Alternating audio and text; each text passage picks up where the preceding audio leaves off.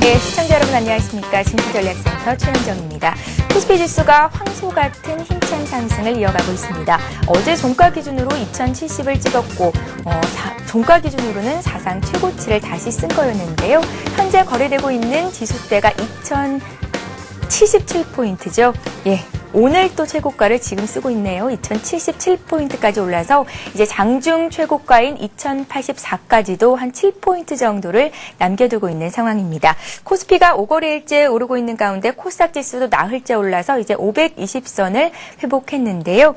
증시의 상승을 꺾을 만한 어떤 악재를 찾을 수 없는 상황이 이어지고 있습니다. 미국 증시가 오늘 새해 첫날 거래를 마감했는데 일제히 3대 지수가 모두 올랐고 또 국내 증시에서는 외국인과 기관의 매수가 이어지고 있는데요. 코스피 시장에서 기관이 사흘째 상승하면서 또 지수를 탄탄하게 받쳐주고 있습니다.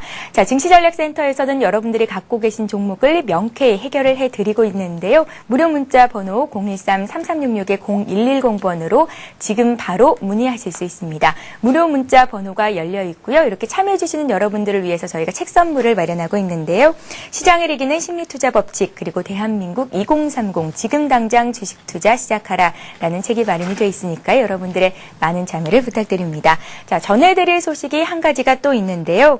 서울경제TV에서 샘플러스 전문가 방송을 시작합니다. 서울경제TV를 이끌어 나가는 다양한 전문가들이 시청자 여러분들의 성공 투자를 위해서 준비하고 있으니까요. 1월 17일부터 시작되는 샘플러스에도 여러분들의 많은 관심을 부탁드리겠습니다. 자, 시장에 나와 있는 이슈들부터 정리를 해드려야겠죠. 박미라 아나운서가 소개합니다. 네, 시원센터입니다. 새해 들어 코스피 지수가 이틀 연속 오르면서 2070포인트 안착을 시도하고 있습니다. 간밤 뉴욕 증시도 경기 지표 호주 리버 강세를 보이자 국내 증시 사뿐하게 상승세를 이어가고 있는데요. 1월 효과 힘입어 현재 코스피 지수는 5월에 연속 빨간불 켜고 있습니다. 먼저 이 시각 코스피 흐름부터 살펴보겠습니다. 현재 코스피는 6.6포인트 오른 2076포인트 가리키고 있습니다. 오늘 코스피 지수는 어제 종가를 웃돌며 상승 출발했습니다. 2074포인트로 출발한 이후에 프로그램 매물에 밀리면서 잠깐 파란불이 들어오기도 했는데요. 하지만 외국인과 기관의 매수가 유입되면서 장중 2077포인트까지 오르기도 했습니다. 자세한 수급 내용 살펴보겠습니다. 오늘도 투신과 연기금을 중심으로 한 기관의 매수가 유입되고 있습니다. 현재 기관이 1,300억 넘는 물량을 매수하면서 매수 우위를 기록하고 있고요. 오늘도 외국인이 1,000억 원 넘는 물량을 사들이면서 지수 상승 이끌어가고 있습니다. 하지만 개인만 현재 900억 넘게 매도 우위를 기록하고 있습니다. 이어서 코스닥 흐름도 살펴보겠습니다. 코스닥 지수 나흘째 상승하면서 520선을 돌파했습니다. 현재 코스닥은 3.8포인트 오른 521포인트 가리키고 있는데요. 오늘 코스닥 520포인트로 2포인트 상승 출발했습니다. 이후 잠시 상승폭을 줄여가면서 519포인트까지 내려가기도 했는데요. 하지만 외국인과 기관의 매수가 꾸준히 유입되면서 522포인트까지 오르기도 했습니다. 자세한 수급 내용 살펴보겠습니다. 어제와 마찬가지로 기관과 외국인이 동반 매수로 대응하고 있습니다. 현재 기관이 133억 원 매수 우위를 기록하고 있는 가운데 외국인이 11억 원 6거래 연속 매수세 이어가고 있고요. 역시 개인이 168억 원 매도 우위를 보여주고 있습니다. 이어서 외환 시장으로 가보겠습니다. 원달러 환율이 1120원대 초반을 횡보하고 있습니다. 6거래 연속 파란불이 들어오고 있는데요. 현재 환율은 3원 20전 하락한 1123원을 가리키고 있습니다. 오늘 환율은 역외 환율 하락분을 반영하면서 1124원으로 출발했습니다. 미국 경제지표 호조에 힘입어서 위험자산 선호 심리가 강해지면서 달러 매도가 출회되면서 원달러 환율은 하락 압력을 받고 있는데요. 하지만 환율이 1120원대로 내려오자 외환 당국의 개입 경계감과 더불어 결제 수요가 유입되면서 현재 하단 라인을 지지하고 있습니다. 오늘 환율은 1120원대 초반에 횡보 움직임 이어갈 것으로 전망되고 있다는 점 참고하시기 바랍니다. 이어서 특징 테마주 살펴보겠습니다. 새해 첫날 조정받았던 조선주가 오늘 하루 만에 반등을 시도하고 있습니다. 더욱이 두산엔진이 상장 첫날 급등하면서 조선주 전반으로 상승폭이 확산되고 있는데요. 오늘 두산엔진이 13.8% 급등하고 있습니다. 두산엔진은 대형 선박의 디젤 엔진을 공급하고 있는 회사이기도 한데요. 오늘 현대중공업은 4분기 깜짝 실적을 기록할 것이란 전망에 2.9% 이상 오르고 있습니다. 현재 대우조선해양과 SS조선해양도 2% 강세 보여주고 있습니다. 철강 금속주에는 기관의 매수세가 유입되면서 업종 지수로 봐도 단연 선두를 달리고 있습니다. 오늘 포스코가 3거래일 만에 50만대 터치하기도 했습니다. 이 시각 2.5% 강세 보여주고 있고요. 현대제철도 0.8% 강보합권에 움직이고 있는 가운데 대한제강과 포스코 강판도 2% 강세 보여주고 있습니다. 철강주에서 비철금속 관련주도 오르고 있습니다. 새해 첫 거래일 국제 상품값이 모두 오르면서 오늘 금값과 구리값이 사상 최고치를 경신하기도 했는데요. 먼저 금 관련주인 포리오 아연이 2% 이상 강세 보여주고 있고요. 서원이 강보합권에 움직이고 있습니다. 동양 강철이 5%, 애강리 메텍이 2.9% 이상 오르고 있습니다. 어제 대형 IT주가 강세를 보이면서 지수 상승을 이끌어주기도 했습니다. 오늘은 소폭 숨고르기 들어가고 있는 가운데 오늘은 중소형주를 중심으로 한 IT 부품주가 오르고 있습니다. 현재 아바코가 1.7% 이상 오르면서 52주 신고가 갈아치우기도 했습니다. 웨이브 일렉트로도는 신고가를 기록하면서 3% 강세 보여주고 있고요. 에로티베큐는 5%, CU전자가 3% 강세 보여주고 있습니다. 오늘 손해보험주가 상승하는 가운데 52주 신고가 쓴 종목도 속출하고 있습니다. 더욱이 올해 보험업종의 강력한 턴어라운드가 기대되고 있는 상황인데요. 오늘 삼성화재와 현대해상이 2% 강세 보여주고 있고요. 나머지 종목들 강보합권에 움직이면서 빨간불 켜고 있습니다. 지금까지 11시 구간 시장 상황 살펴봤습니다. 예, 코스피가 2076포인트, 코스닥은 521선에서 거래가 됩니다. 양지수 모두 강보합권이고요. 오늘 어제 휴장했던 중국 증시, 일본 증시도 상승 출발하면서 시원한 움직임을 보여주고 있습니다. 자, 일부 시간 도와주실 두 분의 전문가를 소개해드립니다. HMBS의 김도영 팀장 그리고 홍희진 전문가 나오셨습니다. 안녕하세요. 안녕하십니까. 예, 자, 본격적으로 또 전문가의 종목 배틀을 시작해 보겠습니다. 자, 먼저 김도영 팀장님께서 현재 들고 계신 종목들 포트폴리오를 확인을 해보죠. 김도영 팀장님은 현재 6가지 종목 그대로 들고 가십니다. 예, 수익이 굉장히 좋으세요. 김도영 팀장님 종목 수익률이 증시전략센터 다른 전문가와 비교해서도 월등히 높으신 편인데요. 일단 가장 눈에 띄는 두 종목이 대우건설과 제일기획입니다. 대우건설은 20% 이상의 수익이 나고 있고요. 제일기획 종편 선정의 가장 큰 수혜로 또 꼽히고 있는 종목이기도 한데요. 19% 수익이 났습니다. 어제 6% 급등 마감을 했었죠. 기업은행도 15% 가까운 수익을 내고 있고요. SK브로드밴드 역시 3% 이상 수익입니다. 그 밖에 SK케미칼, 한솔재즈 역시 올라갈 채비를 단단히 하고 있는 것으로 분석이 됩니다. 자, 매도하실 종목은 없으시다고 하고요. 종목 수익이 굉장히 좋으세요, 김도영 팀장님. 종목에 대한 자신감을 어느 정도 또 한 번 드러내신 건데 교체할 종목이 없으시다고요? 네, 일단은 오늘 같은 경우는 작년에 준비하면서 지주사 부분에서 포트 편입 부분까지 언급드렸던 부분이 있었죠. 지주사와 그리고 금융, 그다음에 IT 섹터 부분과 건설 부분에서 말씀 좀 드렸는데요. 이제 올해가 시작되었던 시점에서 포트를 한번 재점검하고 나서 다음 주부터는 또 포트를 새로 편입해야 되지 않을까라는 측면에서 오늘은 AS 측면으로 좀 가지고 와봤습니다. 그렇다면 먼저 대우건설을 보시면서 살펴보도록 하겠는데 대우건설 같은 경우는 국내 최초로의 모로코 쪽에서의 수주가 플랜트 공사 수주가 됐다는 부분이 계속 유지되고 있다는 측면이고요. 올해 건설 경기 업황 호조가 이루어질 수 있다는 건 바닥을 찍었다는 표현을 좀 하고 있다는 측면을 살펴봤을 때 더 우리가 2차 목표가 일단 14,200원까지 갈 수 있다라고 말씀 좀 드리겠는데요. 차트를 보시면서 살짝 좀 말씀드리도록 하겠습니다. 지난 고점 부분에서 돌파를 하고 나서 재차 눌렸던 측면이 좀 발생을 했었던 부분이었죠.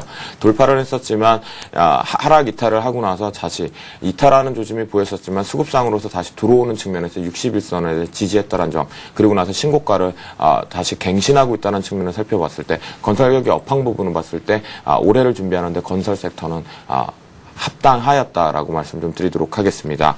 다음으로 보셔야 될 종목이 바로 기업은행 측면인데요.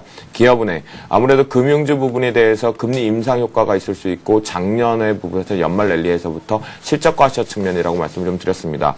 기업은행 같은 경우는 프로젝트 파이낸싱에 대한 부실 자산이 없다라는 측면과 시너지 효과는 리테일 사업 부분에서 강점이 있다라는 거, 그리고 특성상 중소기업 쪽에 특성이 있다라는 측면을 살펴보셨는데요. 차트를 보시면서 말씀드리도록 하겠습니다. 차트상에 보시는 바와 같이 17,000원에 대한 돌파 부분에 대해서 저항 부분을 그대로 강하게 양봉상으로 상승 탄력을 둔화시키기 전에 강하게 탄승 부분에 대해서 올라탔던 측면이었고요. 그 부분에서 21선에 대한 이격 부분에 대해서 여전히 넉넉하다는 측면이깁니다.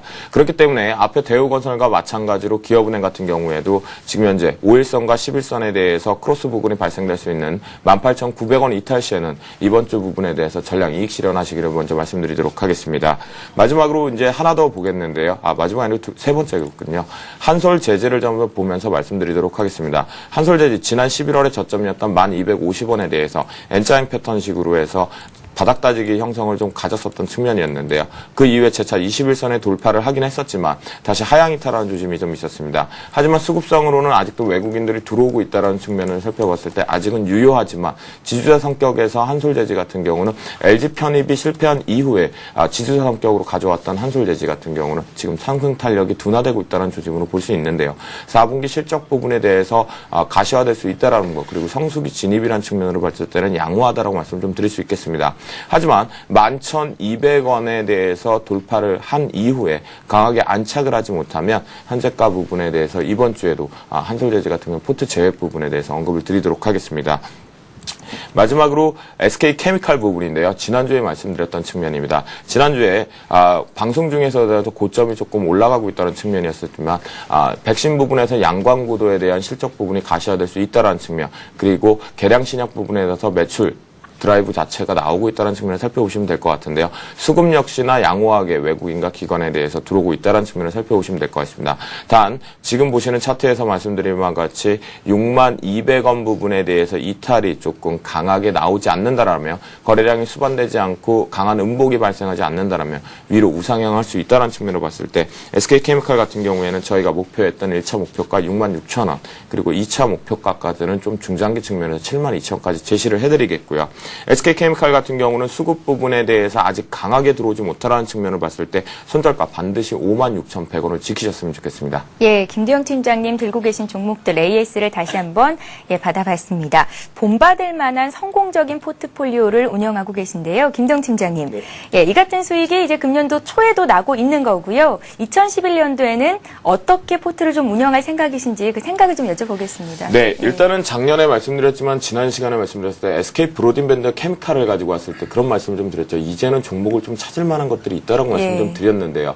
작년에 올해 초를 준비하는 입장에서는 기존에 대한 섹터 부분에 가져왔다라면 이제는 중소형주 쪽으로 해서 IT 부분에 대해서 부품주, 그리고 자동차 부품주 쪽으로 해서 실적 가시화가 되고 있고, 실제로 1차 벤더들, 즉 대형주들에 대해서 1차 납품업체들 중에서 실적이 가시화될 수 있고, 그 설비 증설에 대한 초점을 맞춰서 중소형주 쪽으로 올 상반기를 한번 포트 편입을 해보려고 예정 중에 있습니다. 예, 포트 변경이 있겠다면 IT 부품과 자동차 부품 쪽이 될 수도 있겠다라는 말씀이셨고요. 관심 갖고 계신 분들은 종목 선정하는데 도움을 받아보시기 바랍니다. 자, 이번에는 홍희진 전문가의 포트폴리오를 살펴보겠습니다. 현재 홍희진 전문가 몇 가지 종목이 있을까요? 4가지 종목을 들고 있습니다. 대부분의 종목들이 역시 수익이 나고 있고요. LG화학이 4% 이상 수익권에 있습니다. 현대제철 오늘 오르는데요. 포스코를 중심으로 철강주가 오늘 강합니다. 3% 이상의 수익을 거두고 있고요. OCI 머티리얼즈가 1% 이상 수익인데요. 어제 종가 기준이고 오늘 1.7% 더 오르면서 이제 수익은 3%를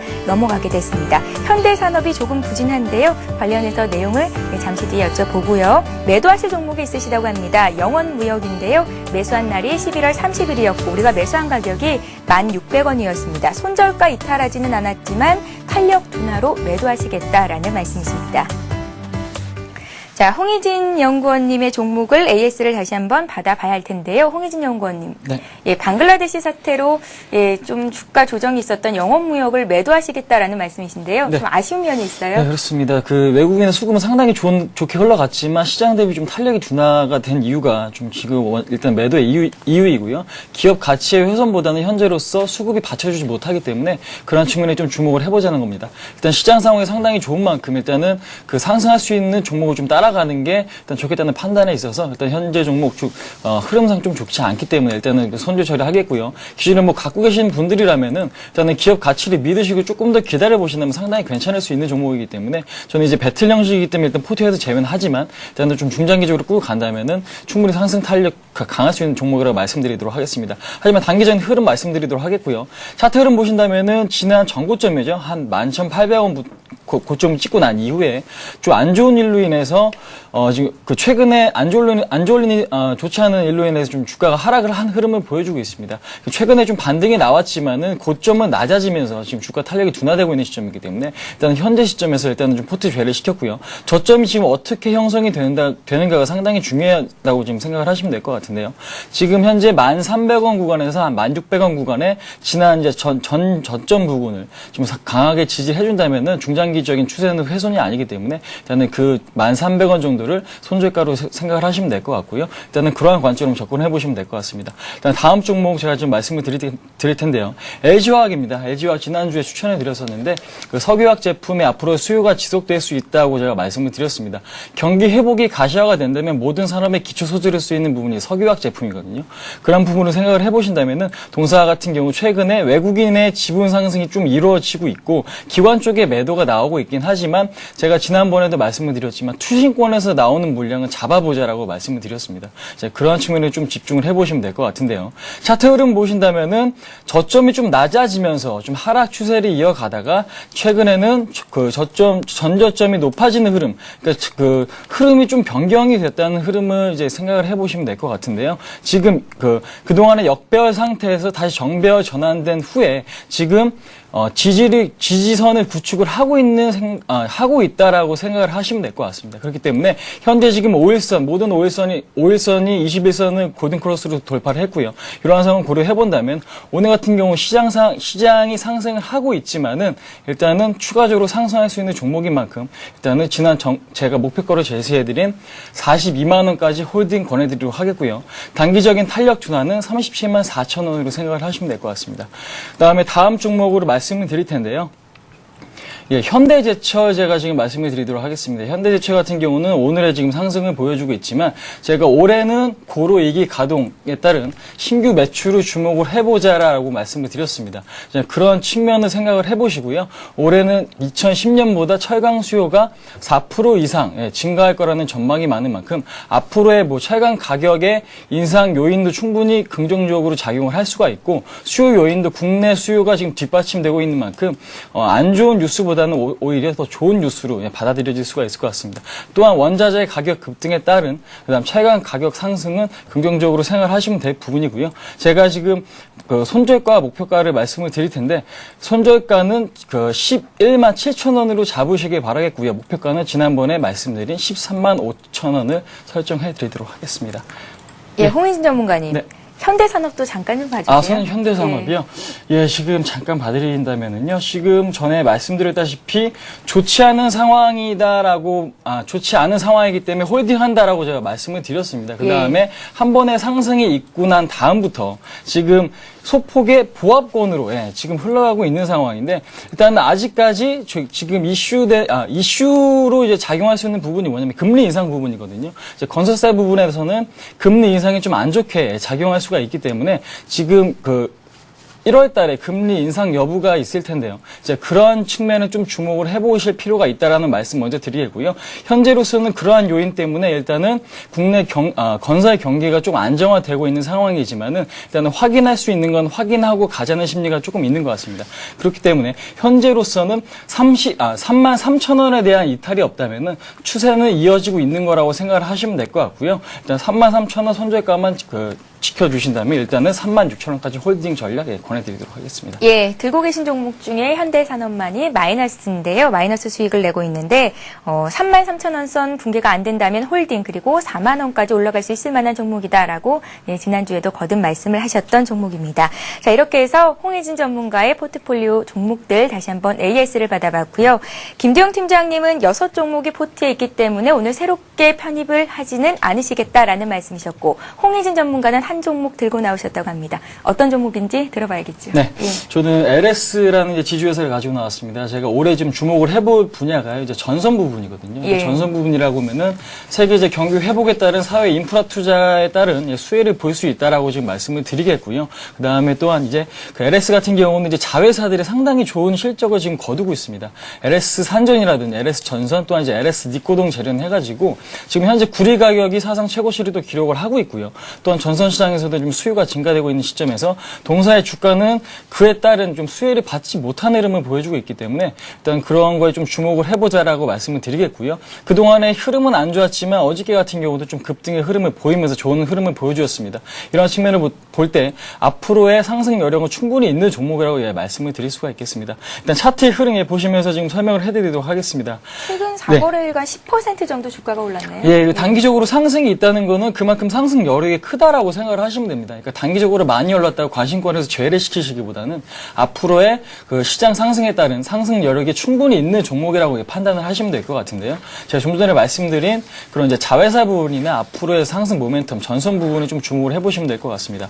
예, 차트를 보신다면은 예, 지난 11월 중순부터 12월 중순까지 시장 대비 상당히 강한 흐름을 보여주지 못했습니다. 이런 측면을 주목을 해보실 때는 좀 안 좋은 주식이다라고 생각을 하실 수가 있을 텐데, 일단은 차트상으로는 저점을 높여가면서 꾸준하게 조금씩이지만 상승의 흐름을 보여주고 있는 것을 확인하실 수가 있을 텐데, 이러한 측면을 보신다면은 양호한 조정을 지금 거쳤다라고 지금 생각이 되고요. 어저께 같은 경우 역배열 상태에서 모든 이평선을 돌파를 하면서 오늘 같은 경우는 이제 정배열로 전환이 된 시점이 조금 긍정적이라고 저는 생각을 하고 있기 때문에, 저는 매수 가격 오늘은 좀 지금 상승 시 좀 매수하시는 것보다는 좀 하락할 경우 11만 원에서 11만 2천 원까지 소량의 그 비중만 일단은 편입을 권해드리겠고요. 단기적으로 목표가는 제가 13만 원 정도 설정을 해드리겠습니다. 13만 원이라는 거는 지난 전 고점이죠. 전 고점 부분을 돌파해서 조금 더 상승할 수 있는 여력이 있다라고 지금 말씀을 드릴 텐데, 그런 것들을 고려한다면은 중장기적으로는 충분히 13만 원까지 상승할 수 있는 종목을 말씀드리도록 하겠습니다. 예, 홍희진 전문가의 LS 오늘 신규 종목으로 편입을 하신다라는 말씀이십니다.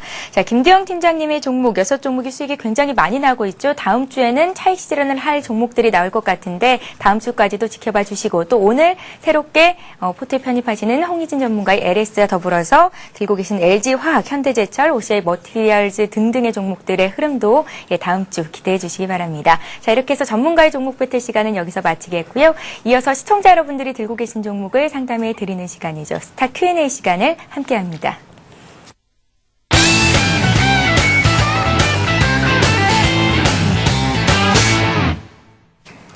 예, 스타 Q&A 시간입니다. 스타 Q&A 시간에는 무료 문자 번호죠. 013-3366-0110번으로 보내주신 여러분들의 종목을 상담해 드리고 있는데요. 지금 이 시간 많은 분들이 문자를 보내주고 계십니다. 지금 보내주셔야 오늘 실시간 종목 상담 받으실 수 있고요. 또 보내주신 여러분들을 위해서 책 선물도 마련하고 있으니까요. 많은 참여를 기다리고 있겠습니다. 자, 먼저 상담을 해드릴 종목은 어제 오늘 급등하고 있는 종목이죠. DMC입니다. 4548님께서 문의를 하셨고요. 5,000원에 사셨다고요? 60% 들고 계신데 오늘 8% 급등하면서 8,700원까지 올라와 있습니다. 굉장히 많은 수익을 거두고 계시네요. 자, 어제 상한가 갔는데 매도 시점 알고 싶습니다 하셨는데요. 김대영 팀장님께 여쭤보죠.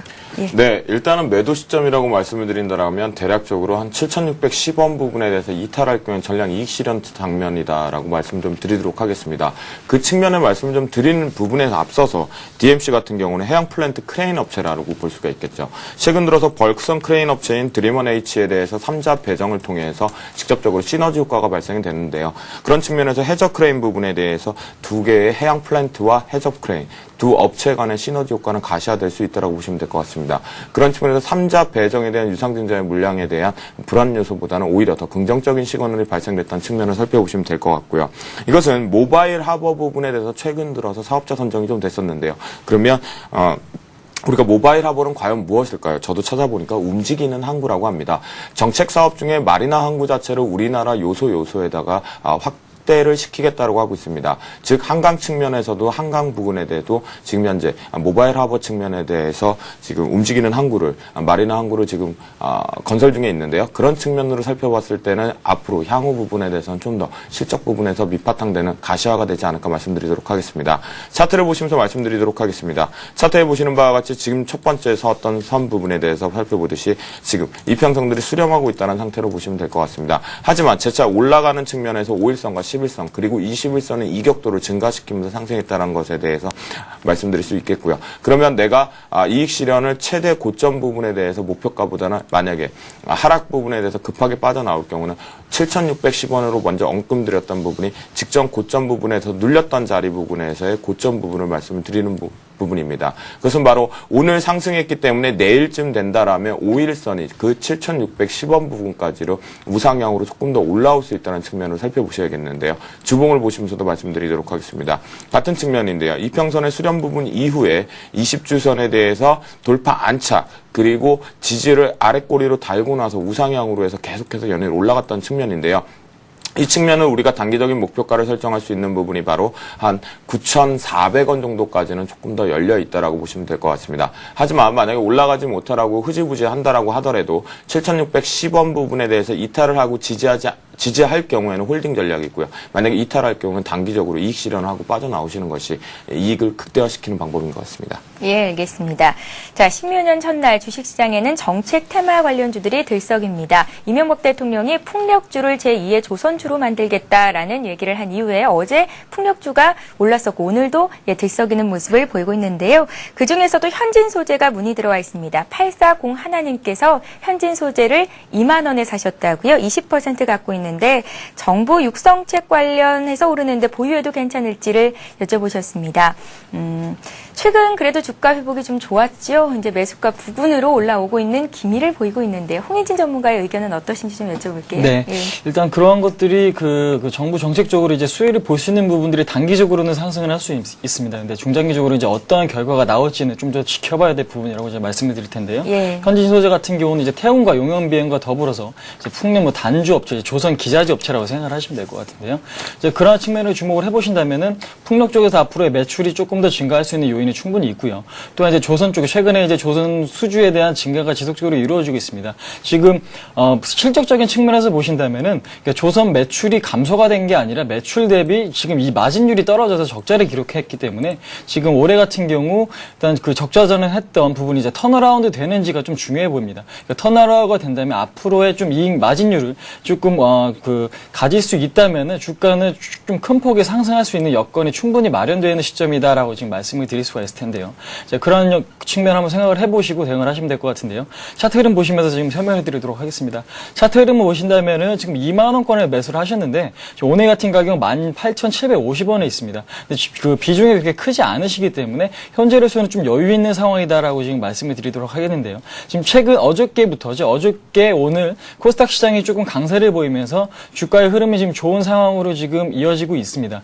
그 차트를 보신다면은 현진 소재도 느리긴 하지만 저점이 지금 높아지고 있고요. 또한 그 각도도 지금 점차 지금 커지고 있는 시점이기 때문에 이러한 상승 탄력은 좀 더 가속화될 수 있다라고 지금 말씀을 드리도록 하겠고요.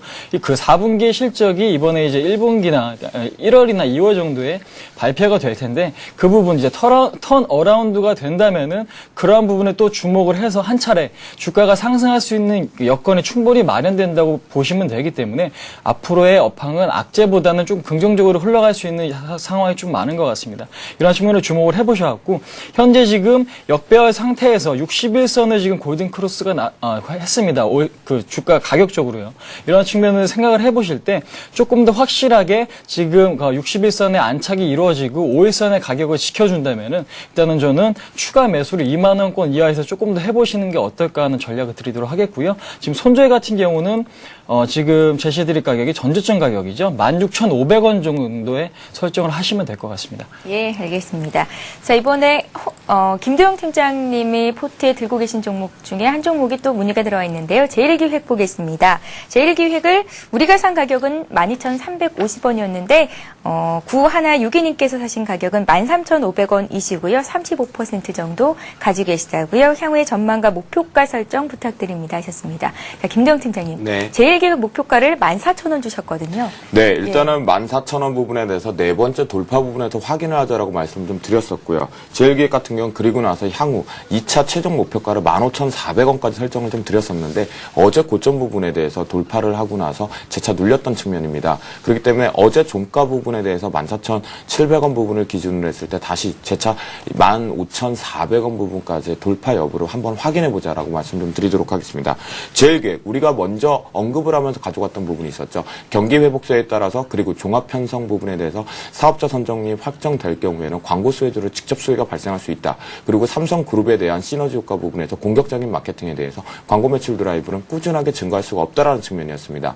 그리고 중국발에 의해서 중국 수혜 부분에 대해서 광고 계획 부분에서 매출 드라이브 또다시 신성장 동력으로 나올 수 있다라고 말씀 좀 드렸었는데요. 그런 측면으로 우리가 살펴봤을 때 31일 날 종합 편성 사업자 선정이 되었죠. 그리고 나서 어제 같은 경우 단기적인 급등 부분에 대해서는 그것에 따른 광고 직접 수혜라고 받아들이면 될 것 같습니다. 그런 기대감에 대해서 갭 상승 위에 강한 상승 모멘텀을 좀 실었던 측면이었지만 그 부분에 대해서 매물 출회가 좀 나왔다라고 보시면 될 것 같습니다. 차트를 보시면서 말씀드리도록 하겠습니다. 차트에서 보시는 바와 같이 14,000원에 대해서 단기 우리가 목표치를 했던 게 첫 번째, 두 번째, 그리고 세 번째 부분이었습니다. 네 번째 부분에 대해서 우리가 돌파 여부를 한번 확인하자라고 말씀을 좀 드렸었는데 전일 같은 경우에는 갭 상승으로 하면서 바로 뛰어넘으면서 윗꼬리 부분에서 만들었던 측면인데요. 그것이 강하게 모멘텀이 실어졌었지만 개인들의 차익 매물 부분에 대해서 출혈했다는 측면입니다. 하지만 수급상의 특징을 봤을 땐 기관들은 여전히 순매수 기조를 유지하고 있다는 측면을 살펴봤을 때 수급은 여전히 양호하다는 측면이죠. 그런 측면에서 오늘 같은 경우에 밀렸어야 될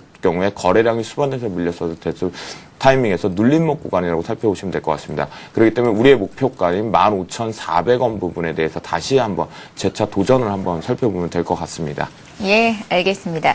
자, 종합편성 채널 사업자 선정이 됐는데요. 기존의 지상파가 하루에 19시간 방송을 할 수 있는데 종편 사업자들은 24시간 방송을 할 수 있고 또 중간 광고도 허용이 된다고 합니다. 따라서 콘텐츠주 그리고 제일기획 같은 광고주의 주가 흐름이 괜찮은데 15,300원 선까지 목표가를 설정해 볼 수 있겠다라는 말씀이시고 또 김대영 팀장님의 종목에도 포트에도 편입이 되어 있는 종목이니까요. 안심하시고 좀 더 길게 바라보시면 될 것 같습니다. 자, 이번에 볼 종목은 오미디어 홀딩스인데요. 4215님께서 들고 계신 종목이고요. 35,000원에 40% 들고 계시다고 합니다. 지루한 박스권에서 횡보만 하는데 향후의 전망 알고 싶습니다 하셨습니다. 홍희진 전문가께 드릴게요. 네.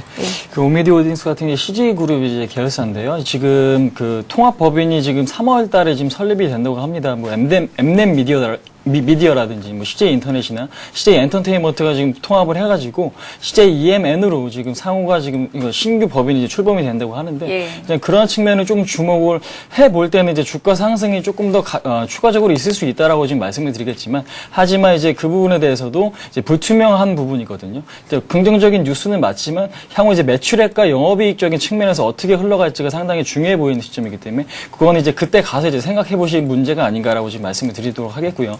지금 가장 지금 현재 시점에서 중요한 거는 수급 상황입니다. 수급 상황이 어떻게 흘러가느냐가 가장 중요하다고 지금 판단을 해보시면 될 것 같은데 일단 차트의 흐름 보시면서 지금 설명을 해드리도록 할 텐데요. 차트 흐름 보신다면은 지금 오미디어 홀딩스 같은 경우 오늘 이제 35,600원에 300원 지금 상승을 하고 있습니다. 지금 박스권이라고 말씀을 하셨는데 지금 박스권 하단과 지금 상단을 지금 왔다 갔다 하면서 지금 어저께 고점을 뚫지 못하면은 지속적으로 박스권 하단으로 다시 한번 지금 지지력 테스트를 할 가능성이 매우 높기 때문에 일단 현재 저는 단기적으로 목표가를 36,500원으로 설정을 해드리도록 하겠습니다. 36,500원에서 비중을 조금 한 15%나 20% 정도 줄이신 다음에 돌파하는 흐름이 나올 경우 그때 이제 뭐 추가 매수 대응이나 이런 것들을 오히려 이제 매매적인 부분에서 조금 더 바람직한 현상이 아닌가라고 지금 말씀드리도록 하겠고요. 그 36,500원을 돌파를 한다면은 지난 전고점이 4만 원까지도 상승할 수 있는 여력이 있다라고 생각을 하시고 목표가를 그때 잡으시고 이제 대응을 하시면 될 것 같고요. 단기적으로 일단 저는 이제 34,000원의 이탈이 있으면은 지난번에 그 골든 크로스가 났던 12월 29일 그 가격이 이탈이 된다면은 일단은 손절 처리를 하고 그다음에 추이를 좀 지켜보시는 게 어떨까라고 지금 말씀드리도록 하겠습니다. 예, 잘 알겠습니다. 자, 이번에 한국 정밀기계를 봐드릴 텐데요. 3만 원에 20% 가지고 계시다고요. 하나육 28님께서 문의를 하셨습니다. 중장기적인 진단이 알고 싶다고요. 꼭 좀 해주십시오라고 문제 남기셨어요. 김대영 팀장님께 여쭤볼게요. 네, 일단은 단기적인 측면으로 말씀 좀 드리도록 하겠는데요. 오늘 같은 경우에 34,450원의 부분에서 안착만 한다면 중장기적으로 더 강한 모멘텀을 실릴 수 있다라고 할 수 있겠습니다. 올해 업황 부분에 대해서 기계 업황 부분에서 강하게 좀 가야 된다라고 말씀 좀 드렸는데요. 그의 선두주자인 두산 인프라코어를 시작으로 한국 정밀기계 같은 경우는 이렇게 보셔야겠죠. 국내 대형 공작기계 업체이면서 국내 시장에서는 독보적인 지위로 하고 있다라고 한 독과점 상태라고 해도 과언이 아니다라고 말씀드릴 수 있겠습니다. 주문자 생산 방식에 의해서 부분인데요. 경기 회복세에 따라서 공작기계에 대해서 설비 증설 부분과 투자 시너지 효과가 날 수 있다는 측면이다. 그렇기 때문에 오늘 34,450원 부분에 대해서 안착만 21선에서 안착만 한다면 조금 더 갈 수 있다라고 보겠는데요. 차트를 보시면 설명드리도록 하겠습니다. 수급상은 지금 현재 양호하지는 않습니다. 않습니다. 왜냐하면 선도주체가 부실되어 있다는 측면이죠. 그것 부분이 바로 그대로 거래량 부분에서 수반되어 있다는 측면을 살펴보시면 될 것 같습니다. 차트상으로 21선 돌파 이후에 한 번의 눌림목 이후에 강한 상승 랠리를 전환했었습니다. 하지만 재차 눌려있는 측면에서 하락 부분에서 유지를 했었지만 우리가 만약에 이 부분을 지우고 나서 살펴본다면 지금 현재 보시는 바와 같이 저점에서 올라오는 측면이 저점은 올라오고 있다는 측면입니다. 고점 부분에서 연결했을 때 바라봤을 때 지금 현재 이 부분이 바로 올라타 있다는 측면으로 살펴보셔야겠죠. 이런 측면에서 했을 때 오늘 부분에 거래량이 수반되지 못하더라도 21선에 안착만 한다라면 조금 더 올라갈 수 있다는 측면을 보셔야겠는데요. 그 부분에 대해서 저항대가 걸리는 부분이 바로 33,000원대 부분이 걸릴 수 있다는 측면만 먼저 숙지하시면 될 것 같습니다. 그렇다고 봤을 때 우리가 만약에 단기적으로 손절 라인을 바라봤을 때는 28,000원이라고 언급드릴 수 있겠습니다. 예, 한국정밀기계 봐드렸고요. 자, 이번에 웅진 싱크빅 문의 들어와 있는데 상담을 받아보겠습니다. 22,700원에 30% 가지고 계신 분, 예, 매도가를 알고 싶다고요? 5727님께서 문의하셨는데요. 네. 예, 지금 그 시장에서 지난해 이제 고배당주에 대해서 좀 급락이 한번 나왔습니다. 근데 급락이 나오고 나서 그 주가를 좀 회복하지 못한 흐름을 지금 보여주고 있는데, 일단은 그 동사 같은 경우도 그에 따른 지금 그 회복이 좀 늦다라고 생각을 하시면 될 것 같고요. 웅진 싱크빅 같은 경우, 일단은 현재 성장성이 그렇게 좋은 종목은 아닙니다. 그러니까 매출은 안정적이긴 하지만 주가 자체가 앞으로의 굉장히 뭐 성장성이 있는 그러한 주식은 아니기 때문에 현재로서 그 시장에 대해서 조금 수혜를 받지 못하고 있는 상황이다라고 지금 생각을 하시면 될 것 같습니다. 일단 그런 부분을 이제 차트를 보면서 지금 설명을 해드리도록 하겠습니다. 차트를 보신다면은 지난번에 지금 27,900원의 고점을 한번 찍고 나서 지금 하락을 지속을 했습니다. 저점이 낮아지는 흐름에서 지금 하락이 있었지만 지금 최근에 다시 한번 반등 시도가 나왔지만 다시 한번 하락의 흐름이 나오고 있는 그런 상황을 보여주고 있는데, 지금 현재에서 만약에 지지가 된다면은 차트 흐름상 보시면은 저점이 높아지는 흐름이거든요. 이것은 앞으로의 추가적으로 상승할 수 있는 여력이 있다라고 지금 생각을 하시면 될 것 같고, 현재 시점 21,000원 이상 구간에서만 지지가 된다면은 앞으로의 상승 추세, 지난번에 뭐 23,000원 고점까지도 충분히 상승 돌파 가능한 그러한 종목이기 때문에요. 지금 현재 시점에서는 좀 시간이 좀 약인 것 같아요. 예, 그렇기 때문에 일단은 보유 전략 드리겠고요. 단기적으로 목표가는 24,000원 설정을 해드리겠고, 손절가는 21,000원 제시해드리도록 하겠습니다. 예, 자, 이렇게 해서 1부 종목 상담 시간은 여기서 마쳐야겠습니다. 이어지는 2부 시간에도 종목 상담은 계속 이어지니까요. 실망하지 마시고 지금 이 시각 또 종목 상담 요청하시면 됩니다. 들어온 종목 중에 대한생명, 두산엔진, DMS, 성광밴드 등등이 있는데요. 12시 종목 상담 시간에 바로 해드리도록 하겠습니다. 자, 이렇게 해서 HNBS의 김도영 팀장님 그리고 홍혜진 전문가와 함께했습니다. 말씀 고맙습니다. 예, 잠시 후 전하는 말씀 듣고요. 주식고수의 투자법이 강의가 되죠. 주식 투자 시크릿 강의 시간이 이어집니다. 자, 2부에서도 역시 좀 전에 말씀드린 013-3366-0110번으로 여러분들의 종목 상담을 받고 또 상담을 해드리고 있으니까요. 많은 참여를 해주시기 바랍니다. 저는 잠시 뒤 12시부터 시작되는 2부 시간에 다시 오겠습니다.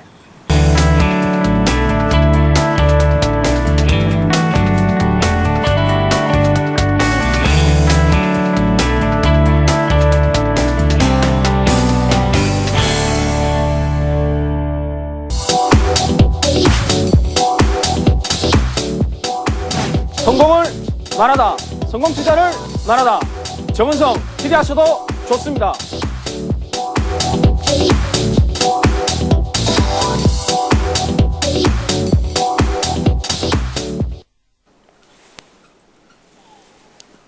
네, 안녕하십니까. 주식 투자의 시크릿 강의의 정은성입니다.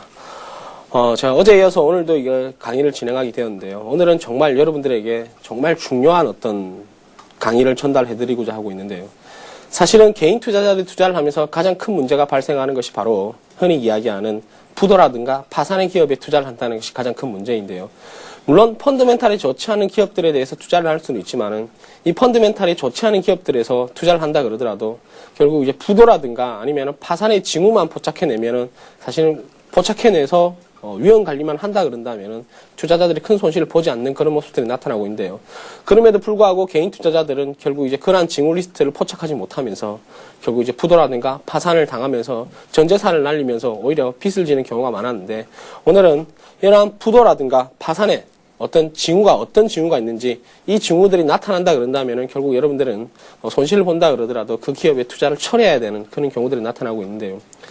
우리가 이제 가장 큰 문제점이 발생하는 것이 이제 작년에 이 문제를 많이 경험해 봤을 겁니다. 작년 3월 달인가 4월 달경에 코스닥 대출 기업들이 많이 리스트에 올라가면서 그중에 이제 테크노 세미캠이라는 중견 우량 기업도 리스트에 올라가면서 개인 투자자들의 손해를 많이 보는 경우가 발생했었는데 이런 어떤 손해를 사전에 예방하고자 제가 오늘은 여러분들에게 부도징후에 대해서 한번 말씀해 드리도록 하겠습니다.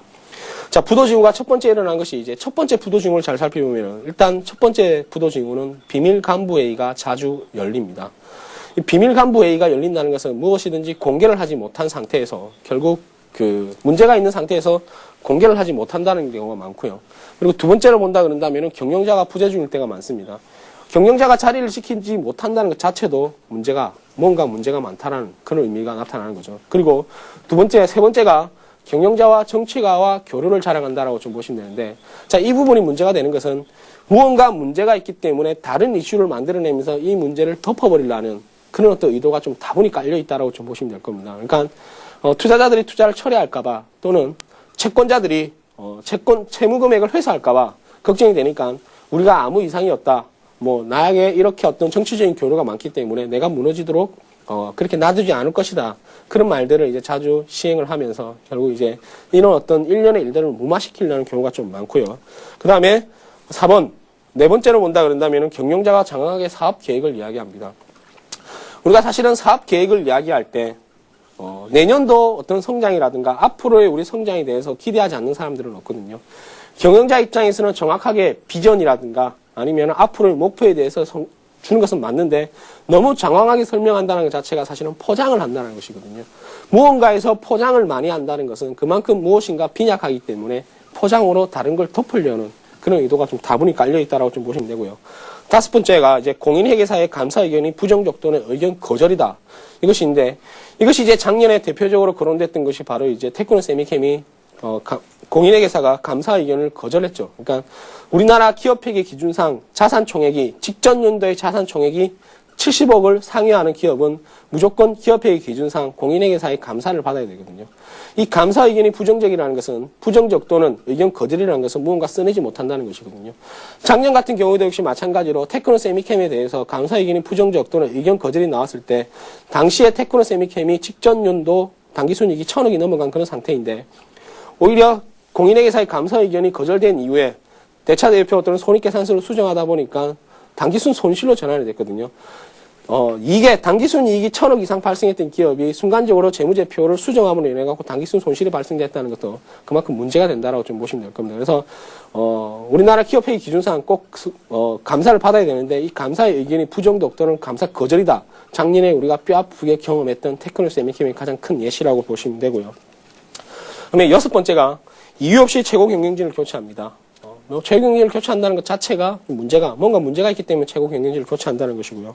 그다음에 경영자가 참 이건 웃기는 이야기인데 전문가보다 점쟁이 말을 더 신뢰한다. 이게 또 웃기는 이야기라고 보시면 되고요. 그다음에 경영자 가정부라 소문이 돈다. 주식시장에서 가장 많이 도는 말들을 잘 살펴본다 그런다면은 무언가 문제가 있기 때문에 결국 이제 하나의 불화들이 나타나면서 이것은 문제로 만들어내고요. 그다음에 경영권 분쟁. 다들 아시겠지만은 경영권 분쟁이 나타나면 급락을 할 경우도 있고 급등을 할 경우도 있는데 결국 이것은 화살이 되어서 자기에게 돌아오는 경우가 많고요. 첫 번째 이제 경영자 사업 경력이 5년 미만이다. 경력이 짧다는 것은 그만큼 위기에 대처하는 능력이 짧다는 것도 문제가 되겠고요. 여기다가 최근 경리 담당 간부가 그만을 뒀다. 11번째 경리 담당 간부가 그만을 뒀는데 이 경리 담당 간부가 그만뒀다는 것도 역시 이제 경리에 어떤 뭔가 문제가 생기기 때문에 책임을 회피하기 위한 그런 어떤 하나의 어떤 회피성 사직이라고 보시면 될 것 같고요. 여기에다가 이제 거래처에 은행이라든가 거래처나 은행에서 파견 나온 임원이나 간부가 있다. 은행에서는 절대 기업에게 돈을 그냥 빌려주지는 않습니다. 어떤 담보라든가 이런 걸 다 확인한 상태에서 돈을 빌려줬지만은 여기에다가 그 기업에 대해서 문제가 발생을 한다 그런다면은 여전히 은행에서는 이것을 면밀하게 확인할 필요가 있고요. 그 다음에 임원 역시 경영 실태를 정확하게 파악하지 못하고 유능한 직원들의 퇴사가 자꾸 뭔가 이동이 많다는 것이요. 유능한 직원들이 이동이 많다는 것 자체가 기업에 문제가 발생을 했다라고 좀 보시거든요. 종업원들이 신경이 날카로워졌다. 그러니까 회사에 문제가 많다 그런다면 종업원들이 신경이 좋을 수는 없다라고 좀 보시면 되고요. 여기다가 이제 16번째, 인사철이 아닌 데 비해서 인사이동이 빈번하게 일어나고, 그 다음에 직원의 무단 결근, 지각, 조퇴가 많이 있는 기업들, 문제가 있는 거죠. 회사에서 가장 중요한 게 근태인데, 이 근태가 제대로 이루어지지 않다는 것 자체가 뭔가 관리가 되지 않는다라는 하나의 어떤 징후라고 좀 보시면 되고요. 회식 자리에서 직원들의 회사 비판이 잦다. 사실은 뭐 회식 자리에서 직원들의 회사의 좋은 점을 이야기하는 경우는 거의 없지만은 이건 역시 과도함의 문제가 되고요. 여기다가 종업원들의 책상에 개인 사물이 많다. 역시 회사의 일을 하기보다는 자기네들이 개인 사물이 많다는 것은 뭔가 다른 걸 준비한다라는 의미가 되고요. 여기다가 판매나 생산직보다는 사무직이 대우를 받는다.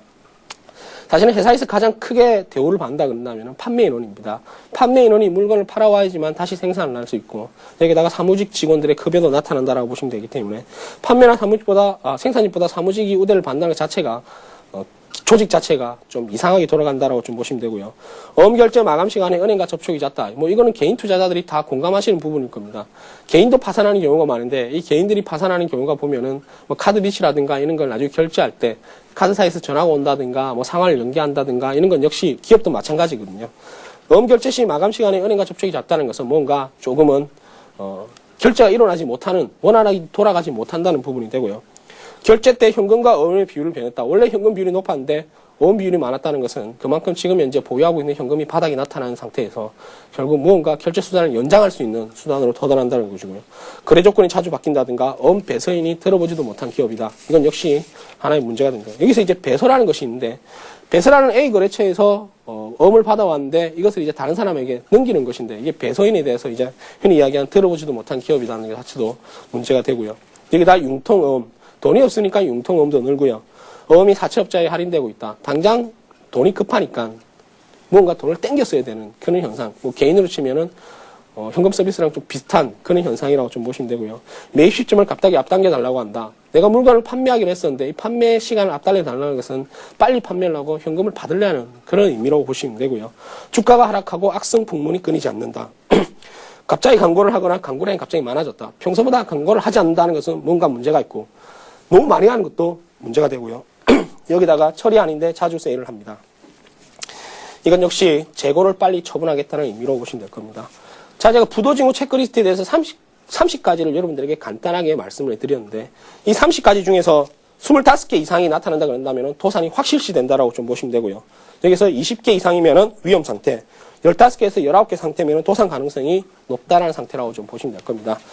사실은 제가 말씀드렸던 30가지가 개인 투자자들이 상대하기엔 부족하거나 어려운 부분이 많다라고 할 수 있지만은, 이것들은 여러분들이 조금만 신경을 쓴다 그런다면은 투자에 아주 유용한, 즉 큰 손실을 안 볼 수 있는 그런 경우라고 좀 보시면 되거든요. 그래서 오늘은 이 부도징후 체크리스트에서 여러분들이 꼭 말씀해 드리고 싶어서 이 시간을 가진 시간이었습니다.